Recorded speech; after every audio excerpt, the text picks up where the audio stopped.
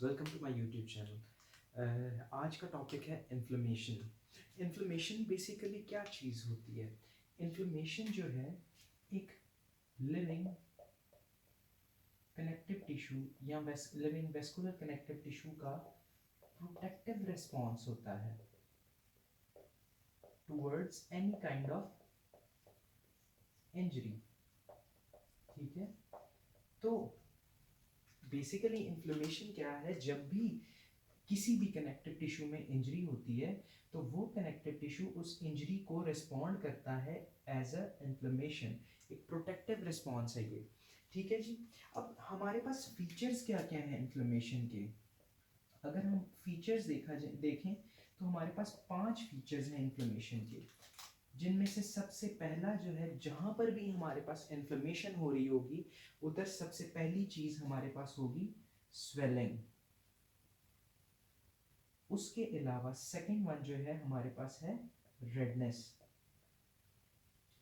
Third पे हमारे पास है वॉर्म। फोर्थ पे है pain and fifth one is loss of function. तो ये 5 फीचर्स हैं किसके? इन्फ्लेमेशन के। ये 5 फीचर्स हैं बेसिकली। जब भी इन्फ्लेमेशन होगी, जहां पर भी इन्फ्लेमेशन होगी, response to any kind of injury होगा, तो हमारे पास स्वेलिंग, रेडनेस, वार्म, वो जगह जहां पर भी इन्फ्लेमेशन हो रही होगी वार्म हो जाएगी, पेन होगी, लॉस ऑफ फंक्शन। अब स्वेलिंग को हम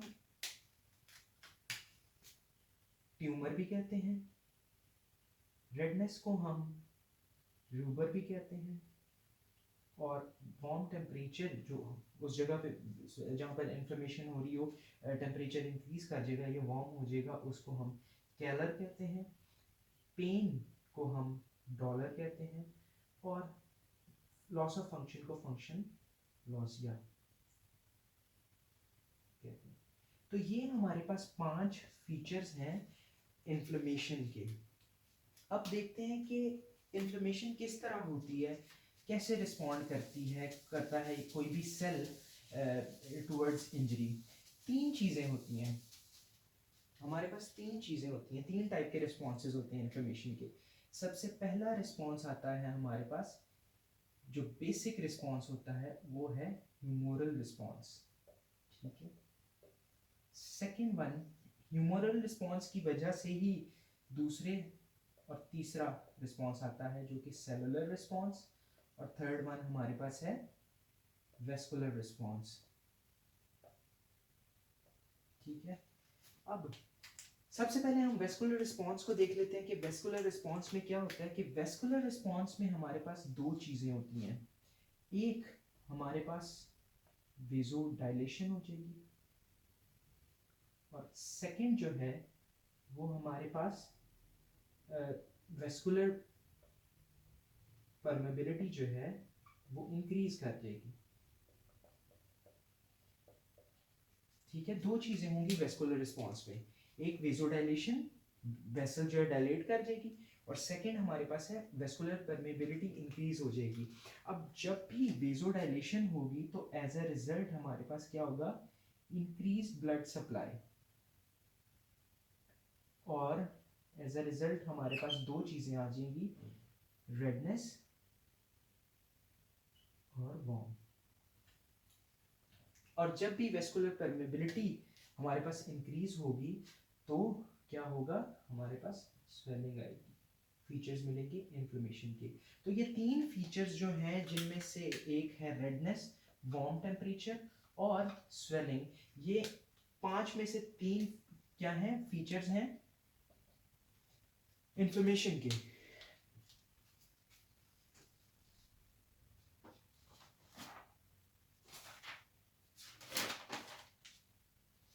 ये अच्छा, अब हमने वेस्कुलर रिस्पॉन्स को देख लिया है कि ये वेस्कुलर रिस्पॉन्स में हमारे पास वेजोडाइलेशन होती है, वेस्कुलर परमेबिलिटी इंक्रीज हो जाती है, एज अ रिजल्ट हमारे पास रेडनेस, वार्म और स्वेलिंग मिलती है।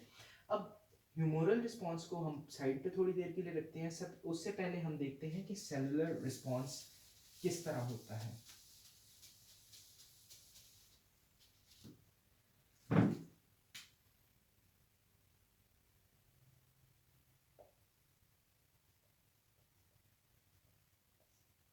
सेलुलर रिस्पॉन्स क्या होता है? अब सेलुलर रिस्पॉन्स में हमारे पास दो चीजें होती हैं।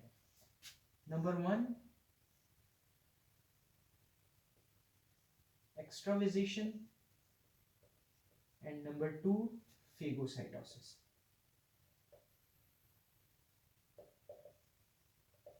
ठीक है, सेलुलर रिस्पॉन्स में हमारे पास दो चीजें होती हैं, एक होती है एक्सट्रावेजेशन, सेकंड वन इज फेगोसाइटोसिस। अब एक बेसिक सी कुछ कंसेप्ट्स हैं, मैं आपको पहले बता देता हूं कि फॉर एग्जांपल ये एक ब्लड वेसल है। ब्लड वेसल में जो ब्लड की स्पीड सेंटर में होती है वो तेज होती है as compare to peripheries. Peripheries पे ब्लड फ्लो की स्पीड हमारे पास कम होती है as compare to centre. Centre में हमारे पास ब्लड फ्लो तेज होता है। उसके अलावा जो हमारे पास सेंटर में जो हमारे पास ब्लड सेल्स होते हैं वो एक्सियल फ्लो में सर्कुलेट कर रहे होते हैं ब्लड वेसल के अंदर। मतलब हमारे पास जितने भी ब्लड सेल्स हैं, white blood cells, red blood cells, platelets वगैरह, वो एक्सेस में, ब्लड वेसल के एक्सेस में फ्लो कर रहे होते हैं, ये सर्कुलेट कर रहे होते हैं, और साइड्स पे प्लाज्मा होता है हमारे पास। ठीक है जी। अब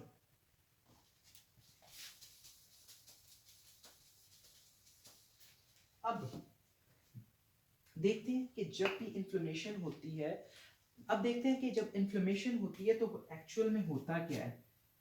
Whenever inflammation takes place, blood vessel जो है डायलेट कर जाती है। ठीक है, ब्लड वेसल डायलेट करती है। जब भी ब्लड वेसल डायलेट करेगी तो एज अ रिजल्ट हमारे पास जो ब्लड सेल्स का एक्सियल फ्लो है वो डिसरप्ट हो जाएगा, वो डिस्टर्ब हो जाएगा। ब्लड्स एक्सियल फ्लो में नहीं जा पाएंगे, और ब्लड सेल्स जो हैं वो सेंटर की बजाय मार्जिन्स पे आ जाएंगे।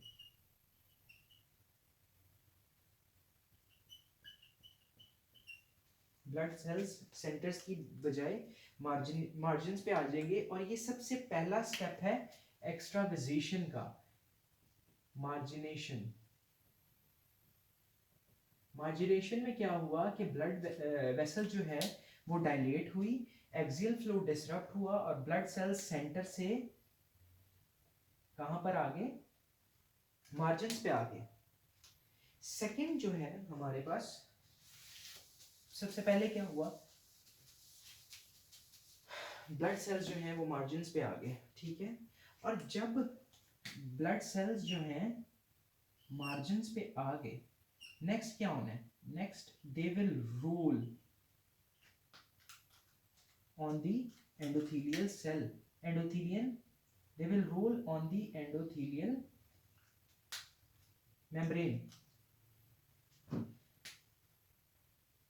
Blood cells will roll, and this thing is called rolling. ठीक है जी।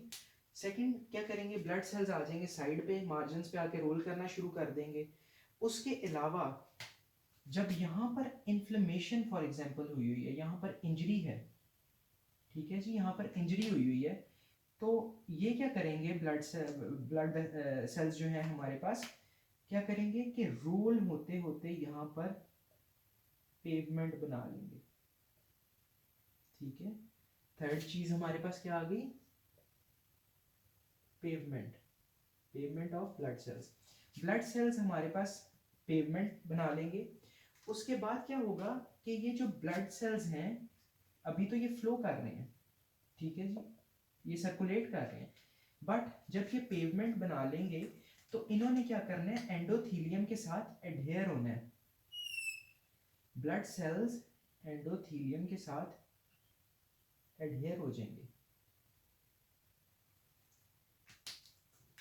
और फोर्थ चीज हमारे पास क्या आ जाएगी, जब ब्लड सेल्स एडहेयर हो जाएंगे तो फोर्थ चीज हमारे पास आ गई एडहेजन। ठीक है, अब जब एडहेजन होगी तो क्योंकि ब्लड वेसल जो है वो डायलेट की हुई है, तो क्या होगा कि वाइट ब्लड सेल्स जो हैं वो वेसल से बाहर आ जाएंगे। वाइट ब्लड सेल्स वेसल से बाहर आ जाएंगे, इसको कहते हैं डायापेडेसिस। डायापेडेसिस में क्या हुआ कि जो ब्लड सेल्स हैं वो ब्लड वेसल से बाहर आ गए, ठीक है जी। और जब ब्लड सेल्स जो हैं ब्लड वेसल से बाहर आ जाते हैं, तो एज अ रिजल्ट क्या होता है कि क्योंकि इंजरी हुई है तो यहाँ पर IL-8 रिलीज होगा। इंटरल्यूकिन 8 जो है ये एक साइटोकाइन है, और साइटोकाइन होने के अलावा ये क्या है, एक केमोटैक्टिक फैक्टर है। IL-8 जो है एक साइटोकाइन है जो कि कीमोटैक्टिक फैक्टर है, ये रिलीज होगा, और ब्लड सेल्स जो हैं ये कीमोटैक्सिस के थ्रू कहां पर चले जाएंगे, at the site of injury. तो 6th वन इज कीमोटैक्सिस। तो ये हमारे पास एक्स्ट्राविजेशन है। एक्स्ट्राविजेशन में सबसे पहले क्या होगा, क्योंकि ब्लड वेसल्स एक्सियल फ्लो में सर्कुलेट कर रहे होते हैं, तो जब भी इंजरी होगी ब्लड वेसल्स डायलेट करेंगी, और वेसल जब डायलेट करेगी तो उनका जो एक्सियल फ्लो है ब्लड सेल्स का वो डिसरप्ट होगा, और सेल्स हमारे पास मार्जिन्स पे आ जाएंगे जिसको मार्जिनेशन कहते हैं, और मार्जिन्स पे आके रोल करेंगे तो उसको रोलिंग कहते हैं। उसके अलावा ये पेवमेंट बना देंगे उधर, और ब्लड सेल्स जो हैं at the site of injury जाके ब्लड वेसल पे एडहेयर कर लेंगे, और जब एडहेजन हो जाएगी उसके बाद ब्लड सेल्स जो हैं ब्लड वेसल से बाहर आ जाएंगे। ब्लड वेसल से बाहर जब आएंगे उनको उस प्रोसेस को कहते हैं डायापेडेसिस, और केमोटैक्सिस के through at the site of injury move कर जाएंगे। Next thing we will study in next lecture. Thank you so much.